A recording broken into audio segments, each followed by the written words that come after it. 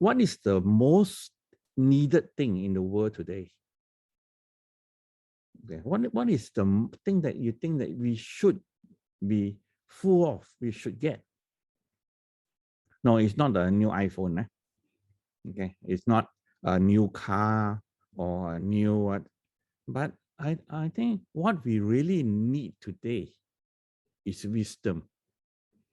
And when Brother Stephen approached me about this subject and to speak on wisdom, I thought that would be very appropriate, especially we are they're so needy on this.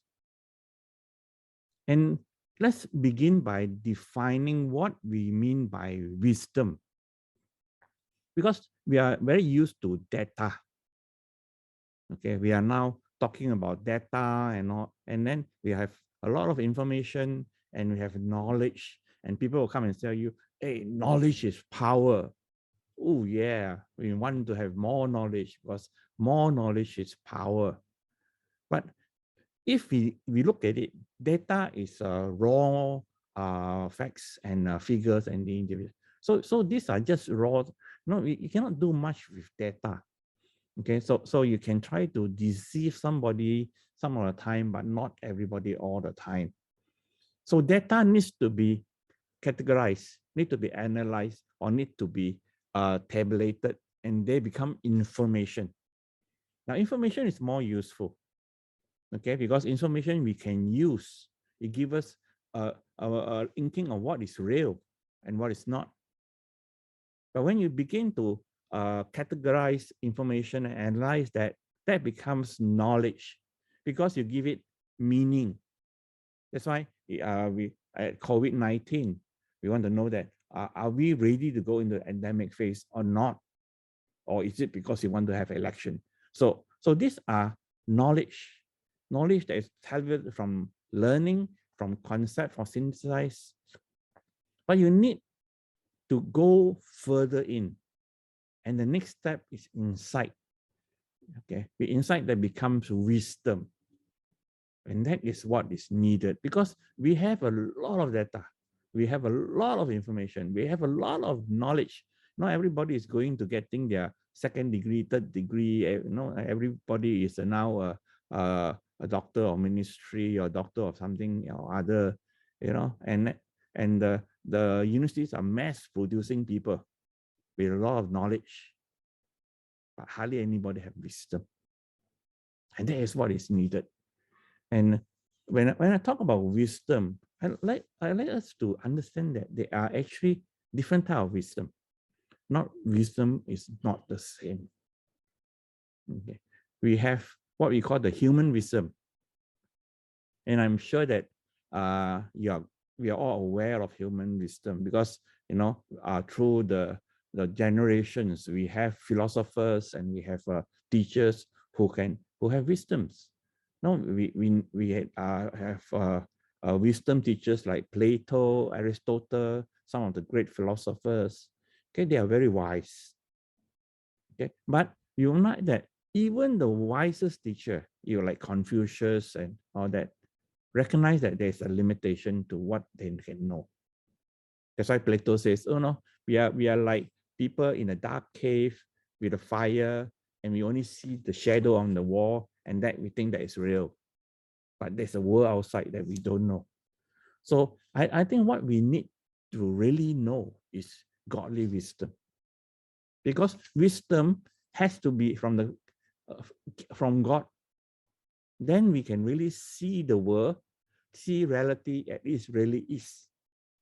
If we just depend on our human understanding alone, human wisdom is limited, but godly wisdom is unlimited. So that's the form that we want, godly wisdom. And the other point I want to make about wisdom is that, we always think that, to be a wise man, you must go and go into a mountain somewhere and spend the rest of your life there and meditate and get wisdom. You know all those kung fu movies. They'll 退出江湖 and then they'll go and meditate in the cave for the next 15, 20 years and become wise or enlightened. Actually, you look at the Bible, they didn't say that. The Bible biblical wisdom is actually everyday wisdom. That means we get our wisdom from living day to day, engaging in your business, engaging in your teaching, your coaching, engaging in your family life, your finances, driving to work.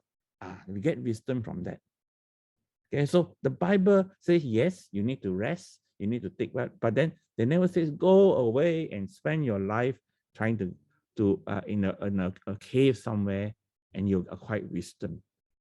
So that is just the beginning. And you find that actually the Bible is very focused on wisdom. Proverbs 9:10 says, the fear of the Lord is the beginning of wisdom, and the knowledge of the Holy One is understanding. Okay. Now, when we say the fear of the Lord, people say, oh, we must be very scared of God. But the Hebrew word is actually not fear as in being frightened. But the Hebrew word is meaning we are in awe. We are in adoration. We are in openness and says, how great thou art. That is the fear of the Lord. That we are in so much awe of God that we go into wisdom. And the knowledge of the Holy One is understanding. And you find that the Bible is actually have at least 5 wisdom books of wisdoms. Okay, wisdom books like Job, Psalms, Proverbs. Okay, we always go to Proverbs of wisdom, but you find that there's Job, the book of Job also has wisdom, Psalms, Ecclesiastes, and Song of Songs. Okay, and if there are actually 2 other wisdom books called Book of Wisdom and Book of Sirah, which are in the Apocrypha. That means the extra books that's not found in the Protestant Bible. So there are a lot of books in the Bible. Now, as you try to understand wisdom, I want to draw your attention that we always think that wisdom, you must do this, you must do this. But let's think of wisdom, okay, the path to wisdom as a river. Okay. You think of it as a river that is flow from our source. The source is our heart. Okay. The heart, the Bible, when it says a heart, okay, beware of your heart. Okay. Because from it flows the springs of life, the waters of life. So when we talk about, the Bible talks about the heart, it doesn't mean our cardio, okay, the bum bum bum, the muscle that pumps. It means our soul, the seat of our soul. That is the biblical heart. And it says that be aware of your heart. So for it flows the river of life, the waters of life. So it's from the heart that moves. The path is the river, and you think of the sea as wisdom. So the path to wisdom is a river. And if you imagine a river flowing, there are many tributaries feeding the river. And that's how we learn wisdom, from the different tributaries, different strands that form the path to wisdom. Okay. And just want to know that, we all go through life. Okay. And here I try to put a diagram of life. Okay. And we all die. Okay. If any of you don't think that you're going to die or you're going to live forever, I hate to disillusion you. Nobody lives forever. Okay. No matter with the best of intention or technology, everybody dies. The only 2 persons who didn't die, Enoch and Elijah. Even Jesus died. Of course, he became alive again. He resurrected. But that doesn't count. So everybody dies. And all of us actually live through life. We go through from birth to death. So that is a journey of what I call the journey of our pilgrim souls. That as we are born and as we grow old, Okay, all of us do grow old too. Okay, you cannot deny that. You find that that is when you, during the early stage of life, during our emotional, physical growth, during our study and preparation, development of our career, marriage, and all that, it's a process of learning. We're dealing with a lot of raw data. We're dealing a lot of information, and we acquire knowledge. And with the knowledge, we achieve wealth, status, and power. So, yeah, I know I look at you and see, you look at you're at the peak of your career. Okay, you're achieving wealth, status, power, control, assets, which is good because the Lord is blessing you with that. But know that we all age. And as we grow older, things happen to us that we don't want to, but we do. We get sick, you know, our body is not as good as we used to be. Things fail, our knees give away, so you can't jog anymore. So we have physical pain. Okay, we lose our loved ones. You know, our spouse pass on before us. We are left behind with loneliness, helplessness, and then we get sick. So living with limitations. We retire. We have dementia, and we want to learn to die well. So you see that there is actually a journey as we from knowledge to wisdom. And this is the part of the later years where we begin to acquire wisdom. So here I introduce the word false self and true self. What I'm basically trying to say, and I'll develop on this later, is that the false self is as we begin to make our way into the world, as we begin to learn new things, we learn to put on a false self. Okay, we put a persona, a front, of a mask of who we think other people would like us to be, or who we think other people would like to see, and that becomes our false self. But all along from birth, we have a true self, and wisdom also involve becoming our true self. Okay, I'll develop that more on that later. But for us, those who become Christian, okay, and we become Christian somewhere in our life. Okay, we are not born Christians. Even though you're born in a Christian family, you're not born Christian. But somewhere in our life, we come to know God. And then in this, we have a Christian spiritual formation. So we are here helped by the Holy Spirit to help us to transform. That's why, in the second half or the other part, after we become Christian, we are more of a Romans 8 onwards. We are developing a new self, a new nature. Okay. And in the process of coming from the false self to the true self, okay, as we go from knowledge to wisdom, we actually go through Romans 7. Okay, Paul talks about the wretched man am I. I do what I do not want to do, but what I want to do, I do not do. We struggle with that. And that is the beginning, the birth grounds of wisdom. And know that we have all the seasons of life. There's a time for everything, a time to be born and a time to die. So we're very aware that whether we like it or not, we're going to go through this stage of life to death. And all these things are going to happen to us. Okay. And it's also a time for us to acquire wisdom. So I'm going to share 3 points. 3 points as we on this path of wisdom, 3 tributaries that forms the river. First is to abide. The second point is to being. And the third is authenticity. Okay. So first tributary is to abide in Christ. As I said, the wisdom that we want is not just human wisdom, but wisdom, the godly wisdom. And to have godly wisdom, you need to start and end with Christ. That's why you need to grow into Christ-likeness. And that's why you need to abide in Christ. Because in Gospel of John, Jesus says, I am the vine and you are the branches. So you can see how closely we are to Jesus. Okay, it's like a plant and we are the branches. We are part of the plant.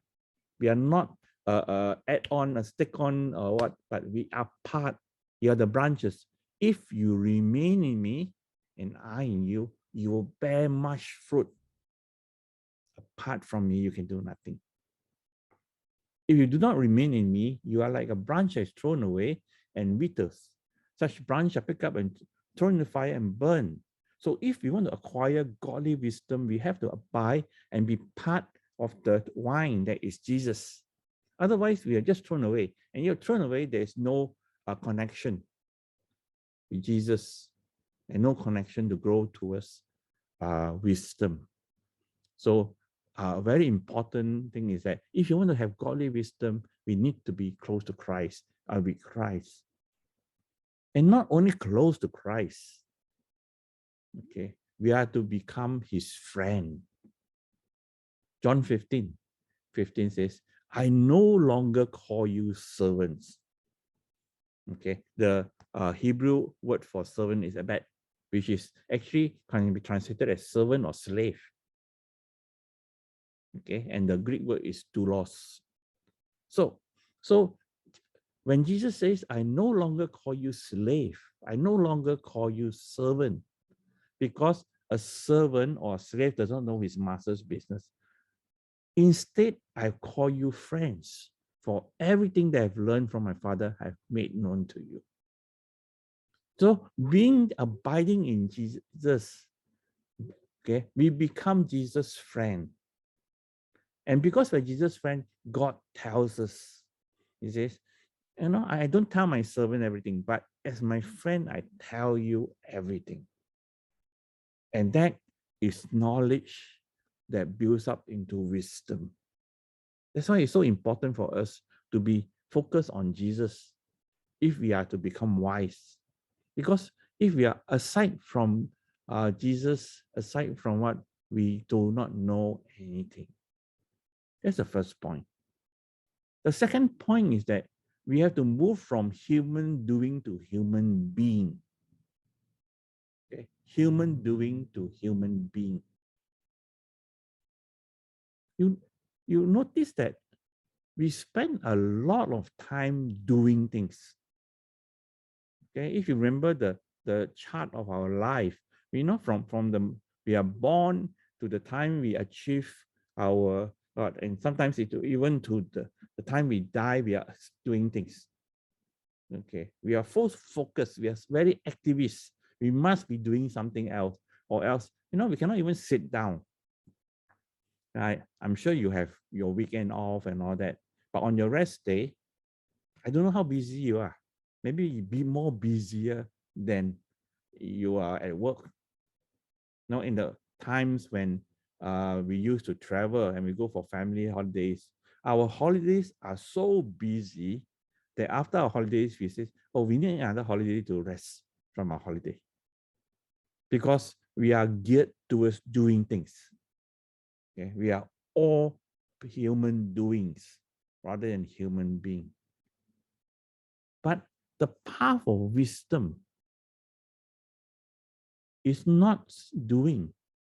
And you think that, during the lockdown, the 1.5, almost 2 years of lockdown, being at home, actually you will be more relaxed, have less thing to do. I don't know about you, I find that the lockdown, we are actually busier than when we are in our normal life before the lockdown. I'm sure you can agree with me that we have so many Zoom meetings and this thing and that thing. We are actually busier in lockdown than before. And again, we are so focused in doing, and we do, and we keep on doing and doing, and we are now in the information age. Notice that it's not a wisdom age, but it's an information age. So what we're doing is that we accumulate information and we try to use this information so that it can make something out of it. And we think that, oh, that's all there is. Okay, we know that big data is mainly mining raw data. Okay, and raw data is everything you do, Alexia and Siri and Cortina and all these things are just mining information. Your handphone, your WhatsApp, people are just Facebook, everybody is just mining information from you. And artificial intelligence, okay, artificial intelligence is being used to mine more things about you. So nowadays, artificial intelligence and the big data knows more about you than you know about yourself. And now you can have, if you contact any call centers, most probably you'll be speaking to an AI rather than a human being. No, I tried calling a bank about credit card a few times, and I got stuck with the AI. It sounds so real that sometimes I don't know I'm speaking to a human being or AI until they get stuck, and then they keep on going me around until I say I want to speak to a human being. Okay, so the trick. Then finally I was connected to a human being, and they taught me a trick. It says next time when you go through a call center, it says I want to speak to a human being. I want to speak to a human being. I want to speak to a human being, and then they will bypass the AI. Okay. So that's artificial intelligence. And nowadays, we talk about deep learning. Okay. Deep learning is not wisdom. It's knowledge, but it's not knowledge that as we know it. Deep learning is when the AI start learning. Now AI can learn, and they can go beyond their programming. But when they're learning, they are so complex that we don't even know how they are learning. It's beyond our human understanding already. That's why you call it deep learning. Okay, so you find that all this data, information, and all that are getting control of our life. And now we talk about digital patient. Okay, I mean, I'm a doctor, and I know that in with the big data and AI and all that, maybe in a few years' time, you won't get to see a real doctor anymore. You most probably you go to the hospital, or nowadays we talk about telehealth. So you can actually phone in and talk to a robot. Okay, people are getting counseling from doctor bots, okay, which is AI. So you may not get to see human doctors anymore. So that is doing to being. I think we need to be aware that we need to move beyond our doing to be because we are human beings. The story of Mary and Martha. Okay, in Luke, Martha was very upset because she was doing a lot of things and Mary was not. Jesus says, but few things are needed, or indeed only one. Mary has chosen what is better, and it will not be taken away from her. And I think that we as a Christian, or as even as just human being, need to be aware that we need to move beyond the doing to being. Okay, because doing is stressful. That's why many of us have heart condition, have hypertension, are super stressed out, cannot sleep, have diabetes. It's because we are always doing. We need to be. Okay. And sometimes we don't need to do so much. You always think that you must do, but sometimes you need time to see who you really are. And the third is to be authentic. to be your true self. You want to have wisdom, you must learn to discover who is your true self. Okay. And the true self is who God created you to be. First, 2 Corinthians, Paul writing to the Corinthians says, and we all who with unveiled faces contemplate the Lord's glory. And that means our face are all veiled. But if we can take off the veil, I've been transformed into the image, his image, God's image. There's not veil, but who we are created us to be with ever increasing glory, which comes from the Lord, who is the Spirit. So you will see that, we strive, we strive a lot in our life. But maybe the journey isn't so much about becoming anything. Maybe it's about unbecoming everything that isn't really you, so that you can become who you were meant to be in the first place. And I think that is something that we need to think, especially for us or in the marketplace, for us who are so busy, doing business and all that. Who are you? Do you really know who you are? Or are you the businessman face that you put to people, the teacher face, the CEO face? Okay, so when I talk about the false self and the true self, okay, basically the true self is who God created you to be, the original self that God has in mind from the beginning of creation, from the beginning of time. God has this, your true self.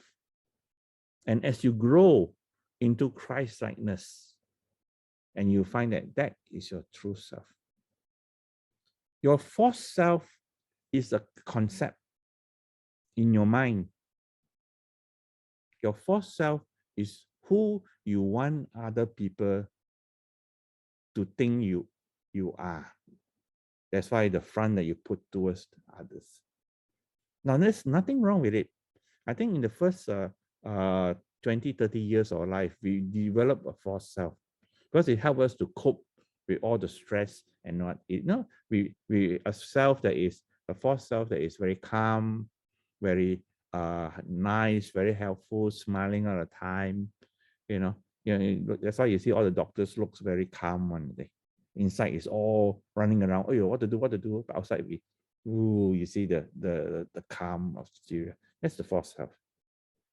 Okay. The problem is that not because there's a false self, but problem is that sometimes we are so used to this false self that we don't know who is our real self.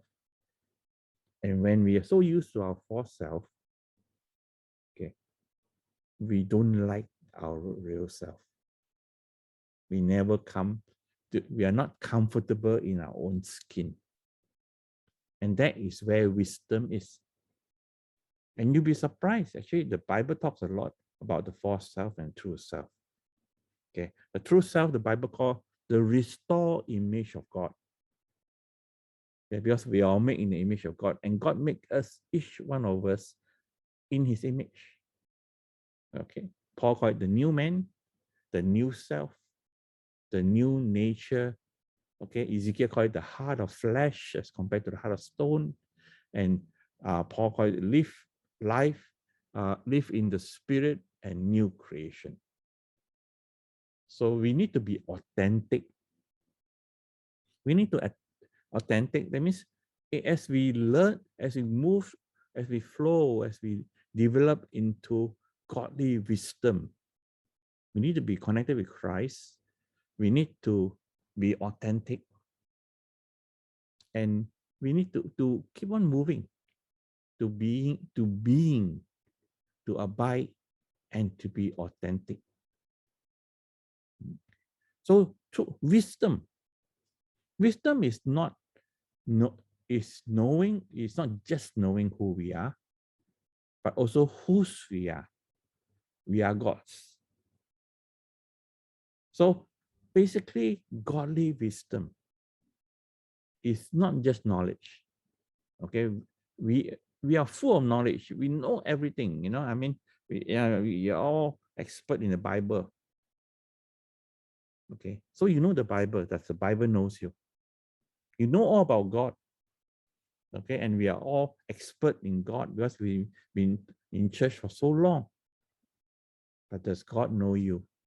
You know God rather than knowing about God. So wisdom is knowing who we are and whose we are. So I'll stop here and just want to just if you have any question or discussion, we can go ahead.